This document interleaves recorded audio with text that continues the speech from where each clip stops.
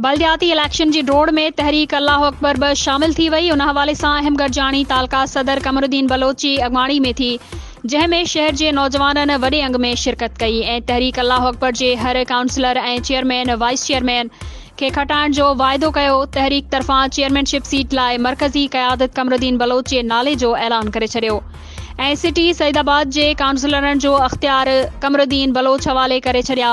Kamruddin Baloch media खे ॿुधायो आहे त असां काफ़ी वक़्त खां मुल्क जा हालात ॾिसी करे अल्लाह जे रज़ा ख़ातिर सिर्फ़ मुल्क जी अवाम जी ख़िदमत करण लाइ इलेक्शन जे मैदान में लथा आहियूं। कमरुद्दीन बलोच नौजवाननि सां ॻाल्हाईंदे चयो आहे त असांजो मंशूर इस्पतालनि जी बिगड़ियल हालतनि खे सुधारण, जदीद तालीम जो रवाज विझण ऐं करप्शन जे ख़िलाफ़ हिक क़िस्म जो जिहाद करण लाइ तक जे मीरनि पीरनि वॾेरनि सां मुहारो अटकाइण आहे।